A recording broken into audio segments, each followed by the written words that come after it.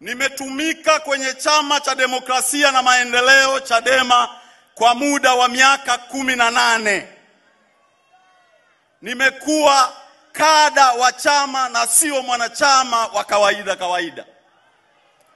Mheshimiwa Rais na Mheshimiwa mgombea, mimi nimekuja mbele yako kwamba baada ya kutafakari kwa kina sana, nimegundua ndani ya chama chetu tuna tatizo kubwa sana.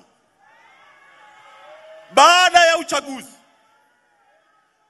ya uchaguzi wetu, sisi tuliokuwa timu nyingine ambayo haikushinda, toka siku hiyo mpaka leo tumeishi maisha ya kunyanyaswa.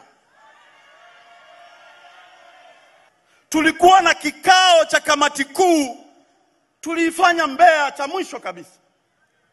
Sisi tukashauri, tukawaambia ndugu zetu, twendeni tuingize chama kwenye uchaguzi. Lakini anajitokeza mtu mmoja tu kwa sababu ana nguvu, amekuwa makamu mwenyekiti, mwingine amekuwa mjumbe wa kamati kuu wa kuteuliwa na mwenyekiti, wanasema hatuingizi chama kwenye uchaguzi. Tunafanyaje? Kwa sababu chama chochote cha siasa malengo yake ni kushika dola. Mimi nimekuwa kwenye upinzani kwa muda wa miaka 21, toka mwaka 2007.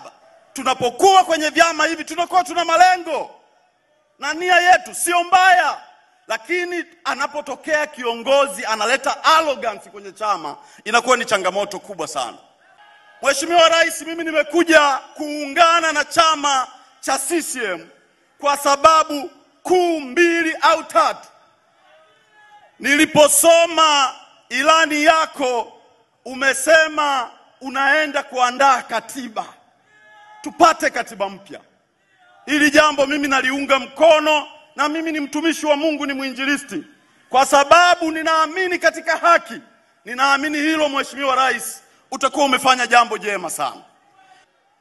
Tunasema tunaenda kutengeneza maandamano. Nikiwauliza maandamano haya, sisi viongozi wakuu tunatakiwa tuwe mbele. Nikirudi nyuma leo, wajumbe wengi wa kamati kuu mpaka jana jioni wananipigia simu, wananiambia kaa vizuri, maana mambo ni mabaya. Nikamwambia nyie ndio inabidi muwepo ili tuzuie huo uchaguzi. Mheshimiwa Rais, nikuhakikishia uchaguzi wa tarehe 29 utafanyika. Hakuna habari ya kuandamana, na niwaombe Watanzania kwa ujumla, twendeni tukapige kura.